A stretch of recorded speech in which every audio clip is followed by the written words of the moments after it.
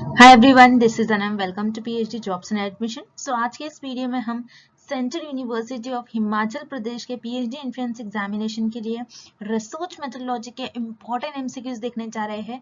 तो lengthy session है जिसमें मैंने आपको बहुत सारे टाइप्स ऑफ एमसीक्यूज कवर कराया है इस सेशन में, और किस टाइप के एमसीक्यूज आपको एग्जाम में पूछे जाने के चांसेस है, वो सारी चीजें आज के इस सेशन में मैंने आपके साथ डिस्कस करा है। ये एक रिविजन सेशन होने वाला है जिसमें जो भी मैंने प्रीवियसली आपके साथ डिस्कस करा है सारी चीजें वही क्वेश्चंस है। आपको किस वे में एग्जामिनर क्वेश्चंस पूछ सकते हैं वो सारी चीजें आज के इस सेशन में मैंने आपको बताने की कोशिश करी हूँ। तो आपको एंड तक अच्छे तरीके से इस सेशन को देख लेना है।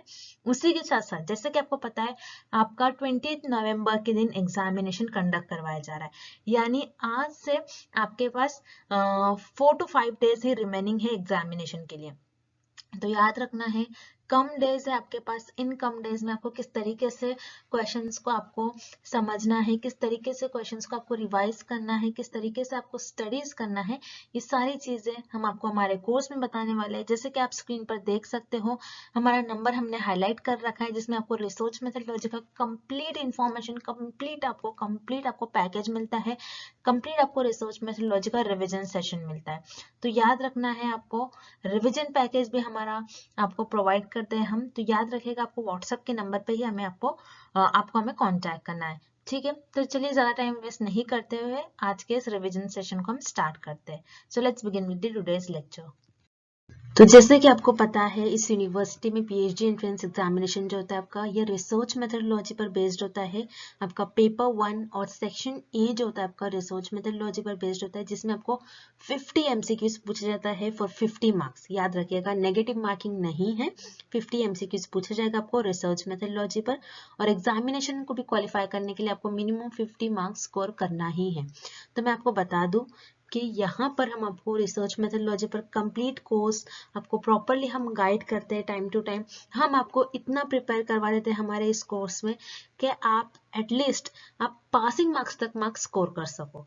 ठीक है, तो यहाँ पर हमारे कोर्स में हम आपको पासिंग मार्क्स तक मार्क्स स्कोर करने की गारंटी देते हैं।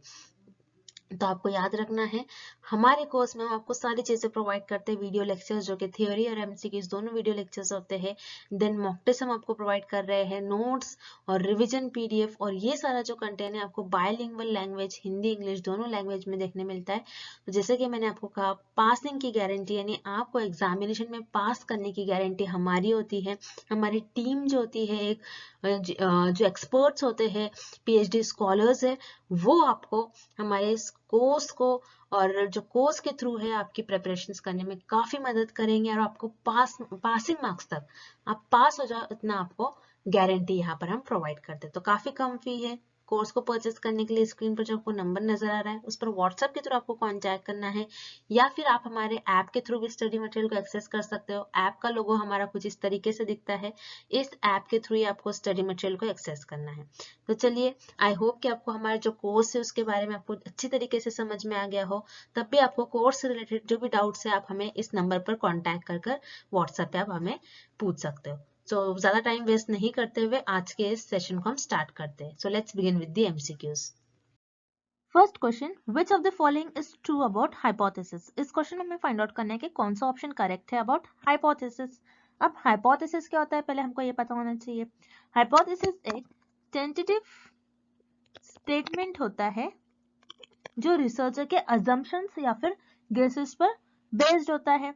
अब हाइपोथेसिस कैसा हो सकता है, मान लीजिए मेरा एक प्रिडिक्शन है, मैंने ऐसा गेस कर लिया कि अगर मैं वाटर ज्यादा दूं तो हो सकता है कि कोई प्लांट है उस प्लांट की ग्रोथ भी ज्यादा हो। तो यहाँ पर मेरा एक प्रिडिक्शन है, मैं यहाँ पर गेस कर रही हूँ, हो सकता है अगर मैं उस प्लांट को वाटर ज्यादा दूंगी तो हो सकता है कि उस प्लांट की ग्रोथ भी ज्यादा हो। सो एक प्रिडिक्शन होगी। सो बेसिकली हाइपोथेसिस हमें ये बताता है कि कोई दो वेरिएबल्स होते हैं, इन दो वेरिएबल्स में कैसा रिलेशनशिप है, उस रिलेशनशिप को हम प्रिडिक्ट करते हैं, उस रिलेशनशिप को हम गेस करते हैं। तो वही हो जाता है आपका हाइपोथेसिस। अब वन बाय वन हम ऑप्शंस देखते हैं। ऑप्शन ए डिपेंडेंट वेरिएबल। सो हाइपोथेसिस सिर्फ और सिर्फ आपके डिपेंडेंट वेरिएबल को नहीं बताता है, यहाँ पर आपका ऑप्शन ए इनकरेक्ट हो जाएगा। वैसे ही ऑप्शन बी भी आपको गिवन है इंडिपेंडेंट वेरिएबल, सिर्फ हाइपोथेसिस आपका इंडिपेंडेंट वेरिएबल भी नहीं बताता, बिकॉज इस केस में मान लीजिए वाटर आपका इंडिपेंडेंट वेरिएबल है एंड प्लांट ग्रोथ आपका डिपेंडेंट वेरिएबल है, क्योंकि हम वाटर को कम ज्यादा कर कर प्लांट की ग्रोथ को ऑब्जर्व कर रहे हैं। सो इस केस में आपका वाटर इंडिपेंडेंट हो जाएगा और प्लांट की ग्रोथ डिपेंडेंट। सो हाइपोथेसिस आपका ना ही इंडिपेंडेंट वेरिएबल को बताता है ना ही सिर्फ डिपेंडेंट वेरिएबल को बताता है। सो यहाँ पर आपका ऑप्शन बी भी करेक्ट इनकरेक्ट हो जाएगा। Then option C, an experiment that test certain prediction, हम उस प्रिडिक्शन को एक्सपेरिमेंट नहीं परफॉर्म करते, एक्सपेरिमेंट परफॉर्म करके टेस्ट नहीं करते हैं।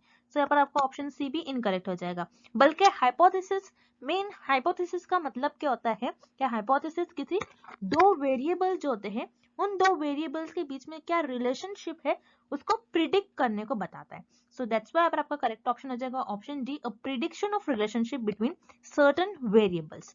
सो यहाँ पर जैसे हमने देखा वाटर एंड प्लांट ग्रोथ ये दो वेरिएबल है, इन दो वेरिएबल्स के बीच में मैंने ऐसा प्रिडिक्ट किया, मैंने गेस किया कि हो सकता है अगर मैं उस प्लांट को वाटर ज्यादा दूं तो हो सकता है उस प्लांट की ग्रोथ भी ज्यादा होंगी। सो ये दो वेरिएबल्स के बीच का जो रिलेशन है उसको मैंने प्रिडिक्ट कर दिया। सो ये होता है आपका हाइपोथेसिस। दैट्स व्हाई आपका करेक्ट ऑप्शन हो जाएगा option D, a prediction of relationship between certain variables. Next, research should always B. इस क्वेश्चन में हमें रिसर्च के कुछ कैरेक्टरिस्टिक्स गिवन है और हमें फाइंड आउट करना है कि रिसर्च की कौन सी करेक्ट कैरेक्टरिस्टिक्स होंगी। सो वन बाय वन हम ऑप्शन देखते हैं। ऑप्शन ए, वैलिड, रिसर्च आपकी हमेशा वैलिड होनी चाहिए, मतलब जो एक्चुअल में कोई चीज है और आपकी जो रिसर्च है वो करेक्ट होनी चाहिए, मैच होनी चाहिए। आपके जो रिजल्ट्स आ रहे हैं रिसर्च के वो हर बार, अगर आप कौन सा भी मेथड परफॉर्म कर रहे हो, कोई भी मेथड परफॉर्म कर रहे हो, तो आपका जो एक्चुअल में जो चीज है वही वो चीज मेजर करना चाहिए जो करेक्ट इंफॉर्मेशन बताना चाहिए। तो आपकी जो रिसर्च है वो research should always be valid. Then option B, reliable. Reliable क्या होता है, अगर आप नंबर्स ऑफ टाइम्स कोई एक्सपेरिमेंट परफॉर्म कर रहे हो और हर बार आपका जो इंफॉर्मेशन, आपको जो वैल्यूज मिल रही है हर बार सेम आए। अब जैसे मैंने यहाँ पर कोई तीन चीजों को 3 बार मैंने रिसर्च परफॉर्म किया, एक वेट लिया, मैंने कोई चीज का एक वेट किया और मैंने 3 बार उसको उस वेट को उस चीज का वेट किया, तो 3 बार मेरा वेट आ रहा है 3 kg 3 kg 3 kg, मतलब इस केस में मेरी जो रिसर्च होगी वो रिलायबल होगी। सो ऑप्शन बी भी करेक्ट हो जाएगा। Then option C, objective. Objective क्या होता है कि आपकी रिसर्च, आप जो भी रिसर्च कर रहे हो, आपके रिसर्च से आपको जो भी रिजल्ट मिल रहे हैं आपको प्रॉपर उस रिजल्ट को मेंशन करना चाहिए। अब समटाइम्स क्या होता है, अगर रिसर्चर कोई रिसर्च करते हैं तो 90% उनको करेक्ट रिजल्ट आता है लेकिन 10% उनको करेक्ट रिजल्ट नहीं आता है। तो इस 10% को भी उन्हें मेंशन करना होता है, ना कि वो अपनी जजमेंट और ओपिनियन को आगे रखकर सिर्फ इस रिजल्ट को बताए। उनको जो करेक्ट आ रहा है, जो एक्यूरेट रिजल्ट आ रहा है वो सारा उनको इंफॉर्मेशन बताना चाहिए। So research should always be objective. So ये तीनों भी आपके रिसर्च के कैरेक्टरिस्टिक्स होते हैं। दैट्स व्हाई आपका करेक्ट ऑप्शन हो जाएगा option D, all the above. Next, you are guilty of plagiarism if you। इस क्वेश्चन में हमें कुछ ऑप्शंस गिवन है और हमें फाइंड आउट करना है कि अगर किसी रिसर्चर ने इन ऑप्शंस में से कोई एक ऐसा ऑप्शन परफॉर्म किया है जिसे हम कहते हैं गिल्टी ऑफ प्लेजरिज्म, मतलब उस रिसर्चर ने सचमुच में प्लेजरिज्म परफॉर्म किया है। अब प्लेजरिज्म क्या होता है, प्लेजरिज्म का मतलब होता है कि कॉपी करना, किसी और के वर्क को अपना वर्क बताना, उसे हम कहते हैं प्लेजरिज्म। अब वन बाय वन हम ऑप्शंस देखते हैं। Option A, make use of works of others to gather information. तो ये प्लेजरिज्म नहीं हो जाएगा, बिकॉज आप क्या कर रहे हो, किसी और का वर्क गैदर कर रहे हो ताकि आपकी इंफॉर्मेशन, आप उस वर्क के थ्रू किसी इंफॉर्मेशन को गैदर करें, अपनी नॉलेज को इंक्रीज करें, आपको बस इंफॉर्मेशन चाहिए इसलिए आप उनका वर्क यूज कर रहे हो, तो ये प्लेजरिज्म नहीं हो जाएगा। तो यहाँ पर आपका ऑप्शन ए इनकरेक्ट हो जाएगा। देन हम ऑप्शन सी देखेंगे, make use of works of others to support your own arguments. तो ये भी आपका प्लेजरिज्म नहीं हो जाएगा। ये ऑप्शन क्या कह रहा है कि आपने किसी और का वर्क यूज करा है ताकि आप आपके जो आर्ग्यूमेंट्स है उसको सपोर्ट करने के लिए उनका वर्क यूज करा है। मतलब मान लीजिए आपने कोई थ्योरी बनाई है, उस थ्योरी को आपको प्रूफ करना है, सो प्रूफ करने के लिए आपने किसी और रिसर्चर का वर्क बताया है और आप उससे एग्री कर रहे हो, तो आपकी जो थ्योरी है वो ऑटोमेटिकली प्रूव हो जाएंगी। इसीलिए आपकी थ्योरी को प्रूफ करने के लिए आप किसी और रिसर्चर की इंफॉर्मेशन, अगर उनका वर्क यूज कर रहे हो, सो ये प्लेजरिज्म नहीं होता है। सो यहाँ पर आपका ऑप्शन सी भी इनकरेक्ट हो जाएगा। Then option B, use the work of another and misrepresent it as your own. मतलब आप किसी और रिसर्चर के और किसी और पर्सन का वर्क यूज कर रहे हो और उसको इस तरीके से बता रहे हो कि वो अपना ही वर्क है। अगर मैं किसी और का वर्क यूज करूं और मुझे ऐसा बताओ कि वो मेरा वर्क है, मतलब मैं यहाँ पर कॉपी कर रही हूँ, तो ये आपका प्लेजरिज्म हो जाएगा। तो यहाँ पर आपका करेक्ट ऑप्शन हो जाएगा option B, use the work of another and misrepresent it as your own. Next, which of the following is not true of interview as a data collection tool? इस question में हमें find out करना है कि कौन सा एक ऐसा ऑप्शन है जिसमें आप इंटरव्यू का डेटा कलेक्शन टूल नहीं है, वो ऑप्शन हमें ये फाइंड आउट करना है। सो वन बाय वन हम ऑप्शंस देखते हैं। Option A, interviews can be conducted in person and over the telephone. मतलब आपने जो इंटरव्यू कंडक्ट करवाया है वो face to face, in person मतलब face to face interview conduct करवाया। जैसा मैं किसी को जॉब दे रही हूँ तो मैं उसका फेस टू फेस इंटरव्यू लूंगी, उसी तरीके से टेलीफोनिक इंटरव्यू भी होता है, टेलीफोन्स पर भी इंटरव्यू कंडक्ट करवाया जाता है। सो यहाँ पर आपका ऑप्शन ए करेक्ट हो जाएगा। बल्कि हमें इस क्वेश्चन में पूछ रहा है which is not true of interview as a data collection tool, तो यहाँ पर आपका ऑप्शन ए इनकरेक्ट हो जाएगा। उसी तरीके से हम पहले ऑप्शन सी देखते हैं, interviews can be structured, semi structured और इनफॉर्मल। मतलब आपके जो इंटरव्यू लेंगे आप इंटरव्यूअर्स हो, तो जिसका आप रिस्पॉन्डेंट्स ले रहे हो, तो उनका जो आप क्वेश्चन करोगे उनको, आपके जो क्वेश्चंस होंगे वो स्ट्रक्चर्ड हो सकते हैं। मतलब आप पहले से ही डिसाइड करके जाओगे कि मैं अपने रिस्पोंडेंट्स को ये क्वेश्चंस पूछने वाला हूँ या फिर पूछने वाली हूँ। उसी तरीके से आपके जो क्वेश्चंस होते हैं वो सेमी स्ट्रक्चर भी होते हैं, मतलब कुछ स्ट्रक्चर होंगे, कुछ आप पहले से डिसाइड कर लोगे या फिर कुछ डिसाइड नहीं करते जाओगे। देन इनफॉर्मल क्या होता है, जिसमें कुछ भी आप डिसाइड करके नहीं जाते हो, बल्कि मैं किसी रिस्पोंडेंट से मैं क्वेश्चंस पूछूंगी, उनके आंसर पर बस मेरा नेक्स्ट क्वेश्चन होगा। उसी तरीके से इनफॉर्मल का मतलब यही होता है। तो आपका जो इंटरव्यूज के क्वेश्चंस होंगे वो स्ट्रक्चर हो सकते हैं, सेमी स्ट्रक्चर हो सकते हैं, फिर इनफॉर्मल भी हो सकते हैं। सो यहाँ पर आपका ऑप्शन सी भी इनकरेक्ट हो जाएगा। Then option D, interview questions can be open ended. सबके इंटरव्यू के क्वेश्चंस ओपन एंडेड हो सकते हैं। ओपन एंडेड मतलब जिसका आंसर आप यस या फिर नो में नहीं करते हो, बल्कि रिस्पोंडेंट जो है ओपन एंडेड क्वेश्चन में उनका जो रिस्पॉन्स होता है वो वर्ड्स या फिर टेक्स्ट के फॉर्म में होता है। जैसे किसी फिल्म का मैं रिव्यू ले रही हूँ कि उस फिल्म में आपको एक्टर्स की एक्टिंग अच्छी लगी या फिर एक्ट्रेस की एक्टिंग अच्छी लगी, उस फिल्म की क्लैरिटी कैसे थी, सॉन्ग्स कैसे थे। उसी तरीके से अगर किसी गवर्नमेंट की कुछ पॉलिसी निकली है तो उस पॉलिसी पर रिस्पोंडेंट्स का उनका रिस्पॉन्स क्या है, तो उनका मैं रिस्पॉन्स लूंगी रिस्पोंडेंट्स का, उनके इंटरव्यूज के थ्रू उनका ओपिनियन जानूंगी। सो ये ओपन एंडेड क्वेश्चन में भी आप इंटरव्यू कंडक्ट करवाते हो और ये as a data collection tool होता है आपका। तो यहाँ पर आपका ऑप्शन डी भी इनकरेक्ट हो जाएगा। Then option B, interviews are mainly quantitative in nature. So no, interviews आपके मेनली क्वालिटेटिव नेचर के होते हैं। सो क्वालिटेटिव किसी चीज की क्वालिटी बताता है और क्वालिटेटिव रिसोर्स में हमारे पास जो भी डेटा होता है वो वर्ड्स और टेक्स्ट के फॉर्म में होता है, लेकिन क्वांटिटेटिव में हमारे पास जो भी डेटा होता है वो नंबर्स के फॉर्म में होता है। लेकिन इंटरव्यूज जो होता है जनरली, इंटरव्यूज में आपको जो भी रिस्पॉन्स मिलते हैं वो वर्ड या फिर टेक्स्ट के फॉर्म में होते हैं, ना कि नंबर्स के फॉर्म में। दैट्स व्हाई आपका करेक्ट ऑप्शन हो जाएगा option B, interviews are mainly quantitative in nature. Next, what is the full form of ISSN? इस क्वेश्चन में हमें ISSN का फुल फॉर्म फाइंड आउट करना है। सो रिमेंबर, ISSN का फुल फॉर्म होता है इंटरनेशनल स्टैंडर्ड सीरियल नंबर। अब ये ISSN होता क्या है? सो रिमेंबर, ISSN आपका 8 डिजिट नंबर होता है या फिर कोड होता है। तो ISSN आपका 8 डिजिट नंबर या फिर कोड होता है जो यूज किया जाता है किसी सीरियल पब्लिकेशन को आइडेंटिफाई करने के लिए। अब आपके जो पब्लिकेशंस होते हैं, पब्लिकेशन आपके क्या हो सकते हैं, जैसे जर्नल्स, आर्टिकल्स, मैगजीन, न्यूज़पेपर्स, इन सारे पब्लिकेशंस को आइडेंटिफाई करने के लिए आप ISSN नंबर या फिर कोड का यूज कर सकते हो, जिनके थ्रू आप इन सारे पब्लिकेशन को आइडेंटिफाई करते हो। सो ISSN आप कह सकते हो ये एक तरीके का ये कोड जो होता है ISSN कोड, ये एक तरीके के आइडेंटिटीज होती है इन सारे पब्लिकेशंस की, जैसे जर्नल, मैगजीन, न्यूज़पेपर, आर्टिकल्स। सो इस नंबर के थ्रू आप ये सारे पब्लिकेशंस को सर्च कर सकते हो और आइडेंटिफाई कर सकते हो। सो आपको याद रखना है ISSN का फुल फॉर्म होता है इंटरनेशनल स्टैंडर्ड सीरियल नंबर। से यहाँ पर आपका ऑप्शन बी करेक्ट हो जाएगा। नेक्स्ट,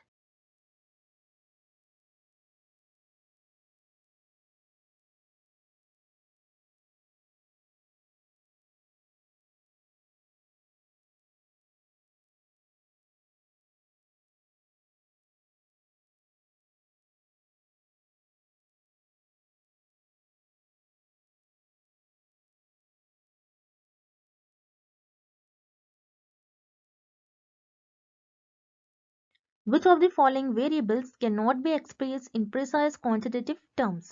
इस क्वेश्चन में हमें फाइंड आउट करना है कि इन ऑप्शंस में से कैसा कौन सा एक ऐसा वेरिएबल है जो क्वांटिटेटिव टर्म को एक्सप्रेस नहीं करता है। अब क्वांटिटेटिव टर्म्स क्या होते हैं? क्वांटिटेटिव टर्म्स मतलब ऐसे वेरिएबल्स जो नंबर्स के फॉर्म में एक्सप्रेस किया जाए, ऐसा वेरिएबल्स और ऐसे टर्म्स जिनको हम नंबर्स के फॉर्म में एक्सप्रेस करते हैं, सो वो आपके क्वांटिटेटिव टर्म्स में आते हैं। अब वन बाय वन हम ऑप्शंस देखते हैं। ऑप्शन ए, socio economic status. Socio economic status, economic, ये आपको पता है इकोनॉमिक का मतलब होता है मनी से रिलेटेड, मतलब आपकी जितनी ज्यादा इनकम होंगी उतना ज्यादा आपका सोसाइटी में स्टेटस हाई होगा। सो आपके जो सोशो इकोनॉमिक स्टेटस है, ये स्टेटस आपके नंबर्स के बेस पर हो गए। अब जैसे जिसकी जितनी ज्यादा इनकम उतना ज्यादा उसका स्टेटस हाई, सो ये आपका क्वांटिटेटिव टर्म को एक्सप्रेस कर रहा है। बट हमें इस क्वेश्चन में फाइंड आउट करना है कि कौन सा वेरिएबल नहीं एक्सप्रेस कर रहा है क्वांटिटेटिव टर्म को, सो दैट्स व्हाई पर आपका ऑप्शन ए इनकरेक्ट हो जाएगा। Then option B, marital status. Marital status मतलब आप मैरिड हो या फिर नहीं हो।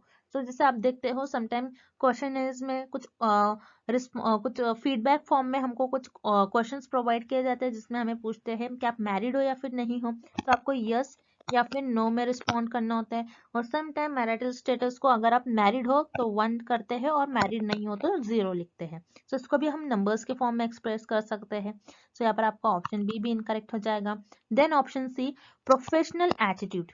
प्रोफेशनल एटीट्यूड किसी का आप एटीट्यूड बता रहे हो, किसी की क्वालिटी बता रहे हो, सो ये क्वांटिटेटिव टर्म का और क्वांटिटेटिव वेरिएबल का एग्जांपल नहीं होगा। जैसे प्रोफेशनल एटीट्यूड कैसा हो सकता है कि he is honest, he is punctual, so यहाँ पर आप उसकी क्वालिटी बता रहे हो। सो यहाँ पर आप जो भी उस पर्सन के बारे में किसी का एटीट्यूड आप बता रहे हो, सो वो नंबर्स के फॉर्म में नहीं बताते बल्कि वो वर्ड और टेक्स्ट के फॉर्म में बताते हैं। सो आपका क्वांटिटेटिव टर्म को एक्सप्रेस नहीं कर रहा है। सो यहाँ पर आपका ऑप्शन सी करेक्ट हो जाएगा, professional attitude. Next, which of this is not a valid reason for documenting the sources you use in your paper? इस क्वेश्चन में हमें फाइंड आउट करना है कि जैसे आप आपके रिसर्च आर्टिकल, रिसर्च पेपर में कुछ सोर्सेस को डॉक्यूमेंट करते हैं, सो उसका वैलिड रीजन इन ऑप्शंस में से कौन सा ऐसा जो है ऑप्शन जो वैलिड रीजन नहीं होगा। सो ऐसा आपका सोर्स है जो आप आपके पेपर में लिखते हो जिसे हम कहते हैं बिब्लियोग्राफी। बिब्लियोग्राफी क्या होता है कि अगर आप आपके रिसर्च में किसी और रिसर्चर का वर्क यूज करते हो, उनका कंटेंट यूज करते हो, सो उनका प्रॉपर नेम मेंशन करते हो, उनको डॉक्यूमेंट करते हो आप। सो इस क्वेश्चन में हमें पूछ रहा है कि बिब्लियोग्राफी का कौन सा वैलिड रीजन नहीं होगा। सो वन बाय वन हम ऑप्शंस देखते हैं। Option A, to be responsible scholar by giving credit to other researcher. So ये आप बिब्लियोग्राफी इसीलिए लिखते हो कि दूसरे अगर किसी का आपने वर्क यूज करा है, सो उन रिसर्चर को आप क्रेडिट करते हो, उनके वर्क को आप बताते हो कि उन्होंने ये वर्क किया है, उन्होंने ये रिसर्च की है, सो उनको क्रेडिट देने के लिए आप बिब्लियोग्राफी लिखते हो अपने पेपर में। सो ये एक वैलिड रीजन होगा, ये वैलिड रीजन होगा आपका। लेकिन इस क्वेश्चन में पूछ रहा है कौन सा वैलिड रीजन नहीं होगा, सो दैट्स व्हाई आपका ऑप्शन ए इनकरेक्ट है। Then option B, your readers should be able to determine the accuracy of your sources। तो आप बिब्लियोग्राफी समटाइम्स इसलिए भी लिखते हो कि अगर आपने कोई रिसर्च की है, आप किसी थ्योरी को प्रूव कर रहे हो, तो आप किसी और रिसर्चर का भी काम बताते हो कि वो रिसर्चर ने भी ऐसा ही कहा था, जिसकी वजह से आपका जो रिजल्ट है वो और एक्यूरेट हो जाएगा। तो रीडर्स जो होंगे उनको पता चलेगा कि आपके जो रिजल्ट है वो एक्यूरेट है, सही है। सो यहाँ पर ये भी एक वैलिड रीजन है। सो यहाँ पर आपका ऑप्शन बी भी इनकरेक्ट हो गया। Then option C, to avoid plagiarism. Plagiarism को भी अवॉइड करने के लिए हम बिब्लियोग्राफी लिखते हैं। प्लेजरिज्म क्या होता है कि किसी और रिसर्चर के वर्क को अपना बताना। सो इसको अवॉइड करने के लिए हम बिब्लियोग्राफी लिखते हैं। बिब्लियोग्राफी में क्या लिखते हैं हम, किसी रिसर्चर का अगर आप कंटेंट वर्क यूज कर रहे हो तो उनका नेम मेंशन करते हो। सो इसलिए हम बिब्लियोग्राफी लिखते हैं कि हम प्लेजरिज्म को अवॉइड कर सके। सो यहाँ पर आपको ऑप्शन सी भी इनकरेक्ट हो जाएगा क्योंकि ये एक वैलिड रीजन है। Then option B, to prove that you are not ignorant of the recent trends in your area of research। मतलब आपके रिसर्च एरिया में जो काम चल रहा है आप उसको बताते हो, और आप इसलिए बताते हो ताकि आप शो ऑफ कर सके उस रिसर्चर का। ये तो नहीं होता है आप बिब्लियोग्राफी इसलिए नहीं लिखते कि आप शो ऑफ कर सको किसी का काम को, बल्कि इसलिए लिखते हो ताकि आप उन रिसर्चर को क्रेडिट दे सको, आपके जो रिजल्ट्स आ रहे हैं वो एक्यूरेट आ रहे हैं, ताकि रीडर्स उनको डिटरमाइन कर सके आपके रिजल्ट्स को। देन ऑप्शन सी भी ये बता रहा है हमें कि आपका जो आप बिब्लियोग्राफी इसलिए लिखते हो कि आप प्लेजरिज्म को अवॉइड कर सके। तो ये 3 रीजन होते हैं, ये 3 वैलिड रीजन होंगे, और ऑप्शन जो डी है आपको गिवन है ये वैलिड रीजन नहीं होगा। सो यहाँ पर आपका ऑप्शन डी करेक्ट हो जाएगा। Next, literature review mostly takes into account. इस क्वेश्चन में हमें फाइंड आउट करना है कि लिटरेचर रिव्यू जो होता है, लिटरेचर रिव्यू में आपका जो भी इंफॉर्मेशन, जो भी कंटेंट होता है, वो क्या प्राइमरी डेटा पर बेस्ड होता है, सेकेंडरी डेटा या फिर टर्शरी डेटा पर बेस्ड होता है, हमें ये फाइंड आउट करना है। सो लिटरेचर रिव्यू क्या होता है पहले तो आपको ये पता होना चाहिए। लिटरेचर रिव्यू, जैसे लिटरेचर रिव्यू में जो भी रिसर्चर ने वर्क किया होता है, जो भी पर्टिकुलर टॉपिक पर काम किया होता है, वो सारा वहां पर मेंशन होता है। एक तरीके से आपका जो टॉपिक है और जो रिसर्चर ने वर्क किया होता है लिटरेचर रिव्यू में, उसका पूरा ओवरव्यू होता है। क्या आप लिटरेचर रिव्यू को देखकर आप ये कह सकते हो कि आपका जो टॉपिक आपने चूज करा है उन टॉपिक पर पुराने कई कितने रिसर्च किए गए हैं, कौन से टॉपिक पर रिसर्च हुई है, ये सारी इंफॉर्मेशन आपको लिटरेचर रिव्यू में देखने को मिलता है। अब लिटरेचर रिव्यू में जो ऑलरेडी पब्लिश वर्क होता है, जो ऑलरेडी रिसर्चर ने वर्क किया होता है, वो लिखा हुआ होता है, वो मेंशन किया होता है। सो लिटरेचर रिव्यू में ऑलरेडी पब्लिश वर्क होता है। उसी तरीके से already publish work, already data available हमारे पास सेकेंडरी डेटा में होता है। सेकेंडरी डेटा वो डेटा होता है जिसमें आपके पास already information, already data available होती है, उसे हम कहते हैं सेकेंडरी डेटा। अब प्राइमरी डेटा क्या होता है? प्राइमरी डेटा वो डेटा होता है जिसमें रिसर्चर अब खुद किसी वर्क को, खुद किसी इंफॉर्मेशन को जनरेट करते हैं। यहाँ पर आपके पास ऑलरेडी इंफॉर्मेशन नहीं होती, बल्कि आप उस इंफॉर्मेशन को आप जनरेट करते हो। तो यहाँ पर आपका ऑप्शन सी इनकरेक्ट हो जाएगा। Then option A, tertiary data. Tertiary data क्या होता है? तो टर्शरी डेटा में आपके primary data and secondary data, ये दोनों डेटा का कलेक्शन होता है। सो टर्शरी डेटा में आपका primary as well as secondary data, ये दोनों भी डेटा इन्वॉल्व होते हैं। सो यहाँ पर ऑब्वियसली आपका ऑप्शन ए इनकरेक्ट हो जाएगा। देन ऑप्शन बी यहाँ पर आपका करेक्ट हो जाएगा, सेकेंडरी डेटा। तो सेकेंडरी डेटा क्या होता है? जिसमें ऑलरेडी इंफॉर्मेशन अवेलेबल होती है, ऑलरेडी कंटेंट अवेलेबल होती है, ऑलरेडी पब्लिश डेटा होता है, उसे हम कहते हैं सेकेंडरी डेटा। और उसी तरीके से लिटरेचर रिव्यू किसी भी टॉपिक का, किसी भी रिसर्च वर्क का एक ओवरव्यू होता है उसमें। सो लिटरेचर रिव्यू में आपके पास जो भी कंटेंट होता है, जो भी बताया जाता है किसी रिसर्चर का वर्क, तो वो ऑलरेडी पब्लिश्ड होता है। उसी तरीके से सेकेंडरी डेटा में भी हमारे पास ऑलरेडी इंफॉर्मेशन अवेलेबल होती है, ऑलरेडी पब्लिश्ड डेटा होता है। So for this question option be here is the right answer, secondary data. Next, which of the following is not essential in formulating a research problem? इस question में हमें find out करना है कि ऐसा कौन सा ऑप्शन है जो किसी भी रिसर्च प्रॉब्लम को फॉर्म करने के लिए जरूरी नहीं होता है। अब वन बाय वन हम ऑप्शन देखते हैं। Option A, find interest in a broad subject area.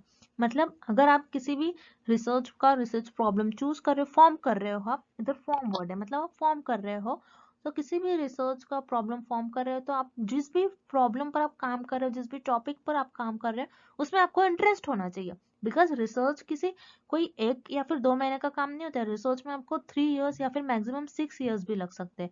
तो आपको एक ऐसा प्रॉब्लम चूज करना है, ऐसा टॉपिक चूज करना है जिसमें आपको इंटरेस्ट हो, ऐसा प्रॉब्लम आपको फॉर्म करना है जिसमें आप इंटरेस्टेड हो। सो ये करेक्ट हो जाएगा। लेकिन हमें इस क्वेश्चन में पूछ रहा है which is not important for formulating a research problem, that's why पर आपका ऑप्शन है इनकरेक्ट है। Then option B, question the topic from several point of view. आपका रिसर्च प्रॉब्लम, आपका रिसर्च क्वेश्चन ऐसा होना चाहिए जिसमें आप उसको, उस प्रॉब्लम को सेवरल पॉइंट ऑफ व्यू से ऑब्जर्व कर सको। आप सेवरल पॉइंट ऑफ व्यू से ऑब्जर्व कर सकोगे तभी तो आप कुछ नया निकाल पाओगे, नई कुछ कर पाओगे, क्योंकि रिसर्च में हमें कुछ ना कुछ नई प्रॉब्लम को फॉर्म करना होता है।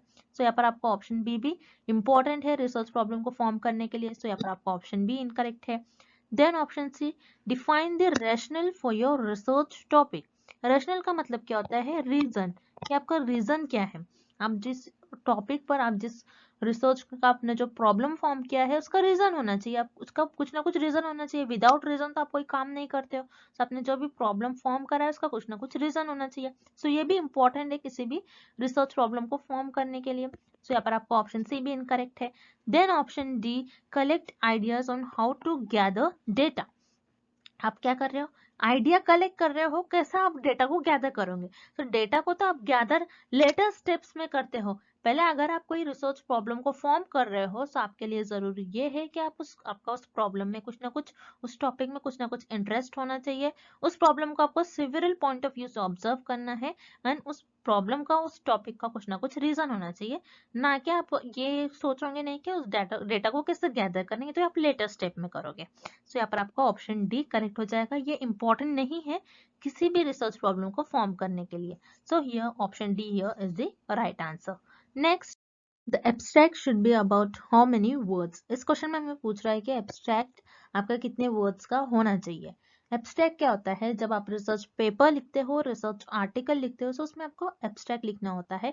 एब्स्ट्रैक्ट मतलब आपका जो रिसर्च पेपर, आपका जो भी रिसर्च में वर्क हुआ है, आपका जो भी टॉपिक है, उस टॉपिक से रिलेटेड आपने जो भी रिसर्च में वर्क किया है, उसको आप शॉर्ट में बताते हो, उसको आप शॉर्ट में समराइज करते हो अपने वर्क को। अब जो आप रिसर्च पेपर में एब्स्ट्रैक्ट लिखते हो, रिसर्च आर्टिकल में जो भी आप अपने वर्क को बताते हो, उसी को हम कहते हैं एब्स्ट्रैक्ट। अब आपका एब्स्ट्रैक्ट जो होता है बेसिकली 150 से 300 वर्ड्स के बीच में आप एब्स्ट्रैक्ट लिखते हो। दैट्स व्हाई यहाँ पर आपका करेक्ट ऑप्शन हो जाएगा ऑप्शन डी 300। सो बेसिकली आप 150 से 300 के बीच में, आप 300 वर्ड्स के बीच में आपका एब्स्ट्रैक्ट लिख सकते हो। So option D here is the right answer. And What are the conditions in which type 1 error occurs? इस क्वेश्चन में भी पूछ रहा है दिए गए ऑप्शंस में से कौन सा एक ऐसा ऑप्शन है, अगर रिसर्चर उस ऑप्शन को परफॉर्म करते हैं और जो भी रिसर्च कर रहा है उस ऑप्शन को परफॉर्म करता है, तो उसे हम कहेंगे कि उन्होंने टाइप 1 एरर परफॉर्म किया। सो एरर क्या होता है, आपको पहले तो ये पता होना चाहिए इस क्वेश्चन को सॉल्व करने के लिए।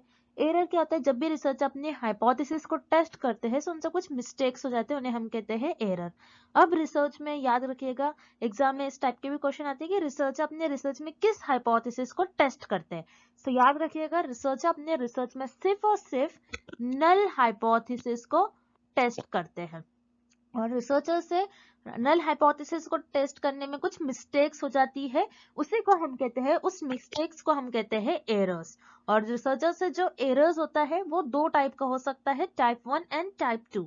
अब इस क्वेश्चन में हमें पूछ रहा है कि टाइप 1 एरर कब अकर होता है। तो इसके लिए आपको ये टेबल याद रखना है, बहुत इंपॉर्टेंट है। इसके पहले भी मैंने कई लेक्चर्स में ये टेबल आपको बताया है, और इस टेबल के बेसिस पर मैंने नोट्स में इस टेबल को बहुत अच्छे से एक्सप्लेन करा है। अगर आप एक बारी नोट्स पढ़ लेते हो तो मैं अपने बैच के स्टूडेंट्स को कहूंगी कि एक बारी आप नोट्स रीड कर लीजिएगा, तो ये आपको जो टाइप 1 एरर टॉपिक है एंड टाइप 2 एरर, ये एकदम आपको क्लियर हो जाएगा। जैसे कि आप टेबल में देख रहे हो, आप हमेशा, और रिसर्चर जो भी रिसर्च करे हमेशा नल हाइपोथेसिस को टेस्ट करते हैं। अगर नल हाइपोथेसिस ट्रू है और फिर भी रिसर्चर उसको रिजेक्ट कर देते हैं, तो उस केस में आप कहोगे कि रिसर्चर ने टाइप 1 एरर परफॉर्म किया। और टाइप 1 एरर को अल्फा एरर भी कहते हैं, अल्फा से डिनोट किया जाता है। उसी तरीके से टाइप 2 एरर क्या होता है, टाइप 2 एरर इस केस में होगा अगर आपकी जो नल हाइपोथेसिस है वो फॉल्स है, फॉल्स होने के बावजूद आप उसको एक्सेप्ट कर ले रहे हो। अगर नल हाइपोथेसिस फॉल्स है, आपने इसको एक्सेप्ट कर लिया, तो यहाँ पर आपने टाइप 2 एरर परफॉर्म किया। और टाइप 2 एरर को बीटा एरर भी कहते हैं। सो याद रखिएगा, टाइप 1 एरर कब अकर होता है, जब आपकी नल हाइपोथेसिस ट्रू हो। नल हाइपोथेसिस ट्रू होने पर भी आपने इसको क्या कर लिया, रिजेक्ट कर लिया, तो उस केस में आपने जो एरर परफॉर्म किया वो हो जाएगा आपका टाइप 1 एरर, जिसे हम अल्फा से भी डिनोट करते हैं। सो इस क्वेश्चन का आपका राइट आंसर हो जाएगा option B, the null hypothesis get rejected even if it is true. Next, assignment of numerals to the objects to represent their attributes is known as। इस क्वेश्चन में हमें पूछ रहा है ऐसे कौन सा डेटा होता है जिसमें हम उस डेटा के जो भी कैरेक्टरिस्टिक्स होते हैं, उन पर्टिकुलर ऑब्जेक्ट की जो कैरेक्टरिस्टिक होते हैं उनको एक नंबर देते हैं। सो उस डेटा को हम क्या कहते हैं। सो याद रखिएगा, उस डेटा को हम कहते हैं नॉमिनल डेटा। तो रिसर्च में 4 टाइप्स के स्केल होते हैं जिसमें आपके पास डेटा होता है, जिसे हम nominal, ordinal, interval and ratio scale भी कहते हैं, और नॉमिनल डेटा भी कहते हैं। यानी उस स्केल में हमारे पास कुछ ना कुछ डेटा होता है। जैसे यहाँ पर आपको इस डायग्राम में देखना है, 4 types of level of measurement होते हैं और स्केल्स ऑफ मेजरमेंट होते हैं, जिसे हम इस शॉर्ट फॉर्म से याद रखेंगे NOIR. N for nominal, O for ordinal, I for interval and R for ratio. Nominal scale क्या होती है, जिसमें आपके पास जो भी डेटा होता है आप उस डेटा को उनके कैरेक्टरिस्टिक्स के बेसिस पर डिवाइड करते हो। ऑर्डिनल में क्या होता है, आप एक डेटा को आपके एक ऑर्डर देते हो, रैंक देते हो। उसी तरीके से इंटरवल में आप ऑर्डिनल के सारे कैरेक्टरिस्टिक्स फॉलो करोगे, लेकिन इंटरवल में आपके पास जो भी डेटा होता है आप उसको एक इक्वल इंटरवल्स में अरेंज करोगे, और इंटरवल में आपका जो जीरो होता है ये आर्बिट्री होता है, and last is ratio. Ratio में इंटरवल के सारे कैरेक्टरिस्टिक्स प्रेजेंट होंगे और रेशियो में जीरो का कुछ ना कुछ मीनिंग होगा। तो यही होते हैं आपके 4 लेवल ऑफ मेजरमेंट और 4 स्केल्स ऑफ मेजरमेंट, जिसे मैंने अपने लेक्चर सीरीज में डिटेल में एक्सप्लेन किया है। सो जिन स्टूडेंट्स ने लेक्चर देखा होगा उनको इजीली समझ में आ गया होगा कि लेवल ऑफ मेजरमेंट्स क्या होते हैं। सो इस क्वेश्चन में हमें पूछ रहा है ऐसे लेवल ऑफ मेजरमेंट, ऐसे स्केल जिसमें हमारे पास जो भी डेटा होता है उस डेटा को उसके कैरेक्टरिस्टिक्स के बेसिस पर उस ऑब्जेक्ट को और उसके कैरेक्टरिस्टिक्स को हम एक न्यूमेरिकल से रिप्रेजेंट करते हैं, मतलब नंबर से रिप्रेजेंट करते हैं। जैसे मान लीजिए मेल है एंड फीमेल है, ओके। सो यहाँ पर एक कैरेक्टरिस्टिक्स है, ये ह्यूमन बीइंग की कैरेक्टरिस्टिक्स है, कोई मेल होगा कोई फीमेल होगा। अब नॉमिनल स्केल में क्या करते हैं, जो आपके पास डेटा होता है उस डेटा को आप नंबर देते हो। जैसे फॉर एग्जांपल मैं मेल को नंबर दे दूंगी +1 और फीमेल को नंबर दे दूंगी मैं -1। सो यहाँ पर मैं क्या कर रही हूँ, मेरे पास जो भी डेटा है उसके कैरेक्टरिस्टिक्स की बेसिस पे मैंने जो डेटा है वो डिवाइड की हूँ मेल और फीमेल्स को, उनको मैंने एक नंबर्स के फॉर्म में रिप्रेजेंट किया।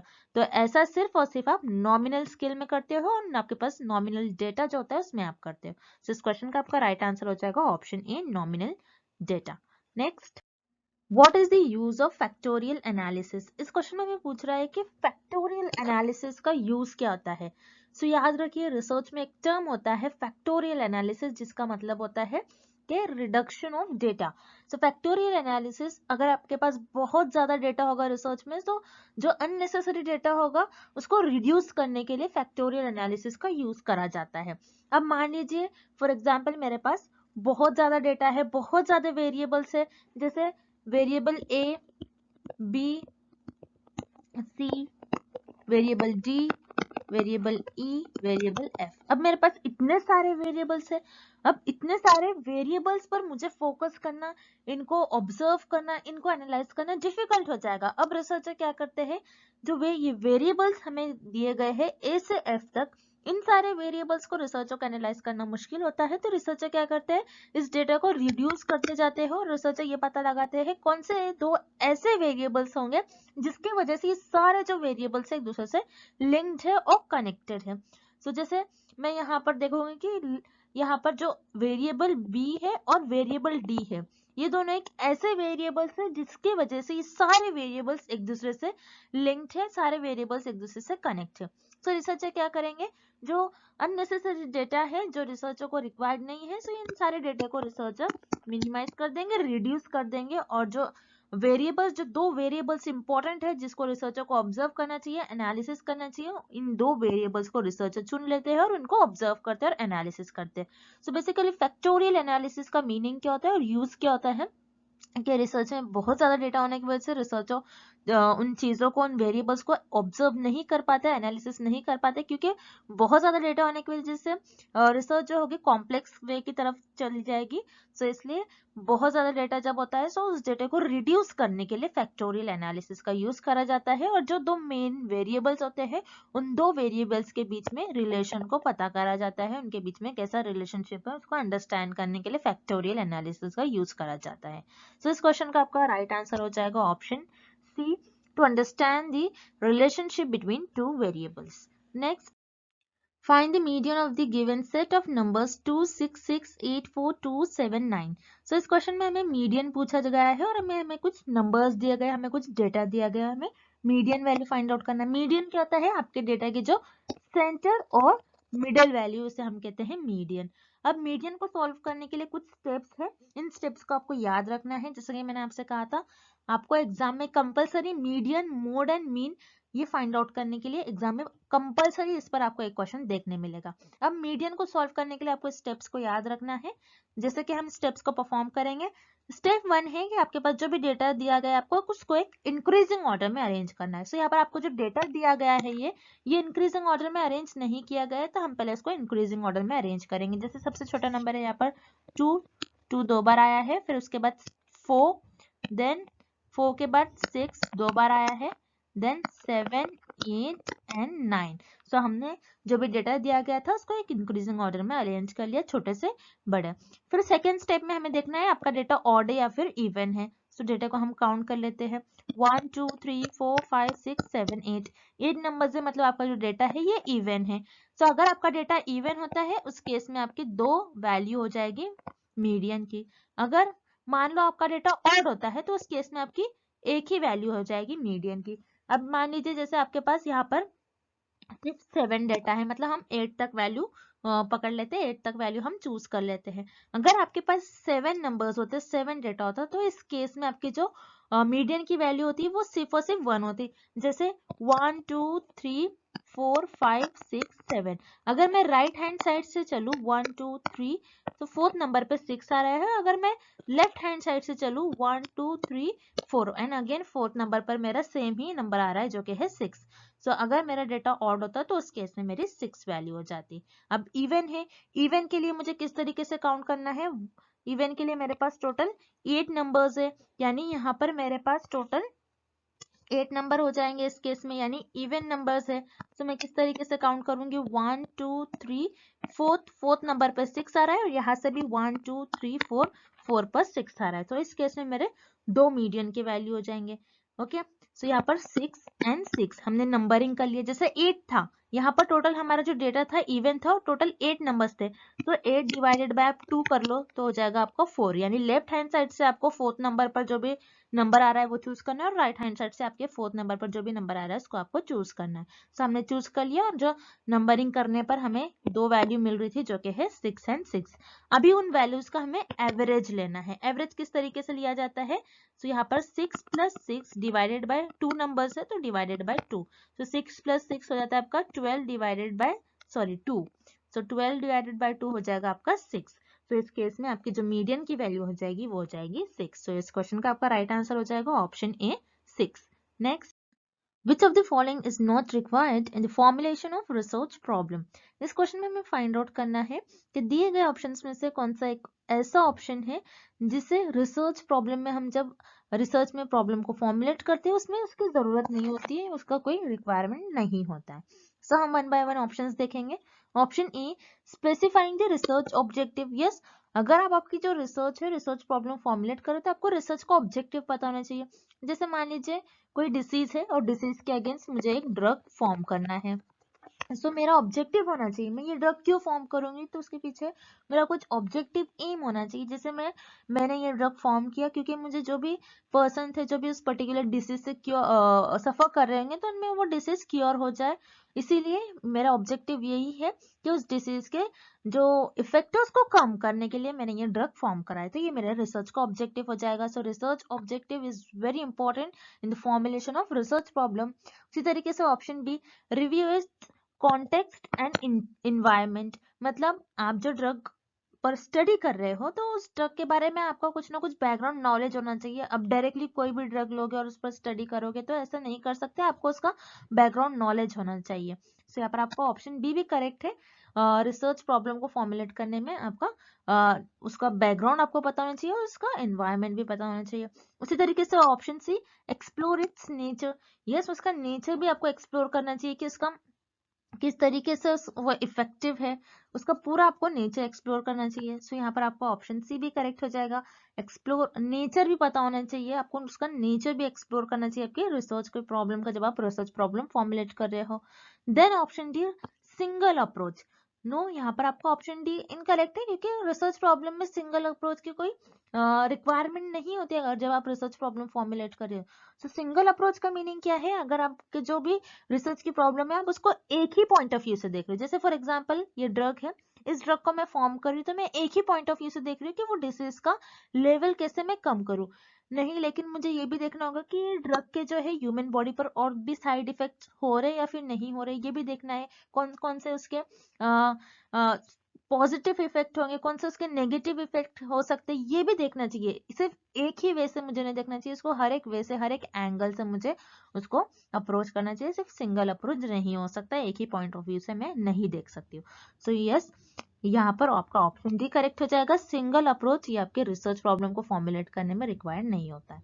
Next, measurement of salt tolerance in plant is a variable, which type of variable it is? सो यहाँ पर हमें एक क्वेश्चन दिया गया है, एक एग्जाम्पल दिया गया है बेसिकली, और उसे हमें पूछा गया है कि जो एग्जाम्पल हमें दिया गया है ये कौन सा वेरिएबल का एग्जाम्पल होगा। अब यहाँ पर प्लांट में सॉल्ट टॉलरेंस लेवल को मेजर किया जा रहा है कि प्लांट में कितना सॉल्ट टॉलरेंस लेवल है, सो उसको मेजर किया जा रहा है। तो यहाँ पर सॉल्ट टॉलरेंस ये एक वेरिएबल हो गया। अब ये जो वेरिएबल है कौन से टाइप का वेरिएबल है, क्या ये कोफाउंडिंग वेरिएबल है, लैटेंट वेरिएबल या फिर मॉडरेटिंग वेरिएबल, ये हमें पता करना है। सो याद रखिए प्लांट में सॉल्ट टॉलरेंस कितना है इसको हम बेसिकली प्रॉपर वे में मेजर नहीं कर सकते, क्योंकि सॉल्ट में टॉलरेंस लेवल मेजर करना इट्स वेरी डिफिकल्ट। तो ऐसी चीजें जिसको हम डायरेक्टली मेजर नहीं कर सकते हैं, डायरेक्टली याद रखिएगा, ऐसी चीजें जिसे हम डायरेक्टली मेजर नहीं कर सकते हैं उन वेरिएबल्स को कहते हैं लेटेंट वेरिएबल। सो इस क्वेश्चन का आपका राइट आंसर हो जाएगा option B, latent variable. Latent variable ऐसे वेरिएबल होते हैं जिनको आप डायरेक्टली मेजर नहीं कर सकते हो, डायरेक्टली आप उसको आप थोड़ा बहुत उसको ऑब्जर्व तो कर सकते हो, लेकिन उसको डायरेक्टली आप चीजों को मेजर नहीं कर सकते हो, तो उसे हम कहते हैं लेटेंट वेरिएबल। उसी तरीके से जो रिमेनिंग ऑप्शन है उन्हें भी हम देख लेते हैं। कोफाउंडिंग वेरिएबल, कोफाउंडिंग वेरिएबल क्या होते हैं, ये भी आपके एक्सट्रेनियस वेरिएबल की तरह होते हैं जो कि आपके डिपेंडेंट वेरिएबल को अफेक्ट करते हैं और डिपेंडेंट वेरिएबल को हार्म करते हैं। और कोफाउंडिंग वेरिएबल से जो बायसनेस है ये बायसनेस को इंक्रीज करती है। सो यहाँ पर इस क्वेश्चन में हमें ऐसे रिलेटेड कुछ नहीं पूछ रहा है, सो यहाँ पर आपका ऑप्शन ए इनकरेक्ट हो जाएगा। उसी तरीके से option C, moderating variable. Moderating variable क्या होते हैं, जो कि आपके independent variable and as well as dependent variable, ये दोनों भी वेरिएबल को हार्म करते हैं, इन दोनों भी वेरिएबल को अफेक्ट करते हैं, उसे हम कहते हैं मॉडरेटिंग वेरिएबल। सो यहाँ पर क्वेश्चन में हमें इंडिपेंडेंट और डिपेंडेंट वेरिएबल से क्वेश्चन नहीं पूछा गया है, बल्कि हमें एक ऐसा वेरिएबल दिया गया है जिसको हमें मेजर करना है, जिसे हम डायरेक्टली मेजर भी नहीं कर सकते, सो उसे हम कहते हैं लेटेंट वेरिएबल, ना कि मॉडरेटिंग वेरिएबल। तो इस क्वेश्चन का आपका ऑप्शन भी करेक्ट हो जाएगा। Next, A piece of research that is conducted in a natural non-artificial setting is called। इस क्वेश्चन में हमें पूछ रहा है कि ऐसी रिसर्च जो कि एक नेचुरल सेटिंग में कंडक्ट करवाई जाती है उसे हम क्या कहते हैं।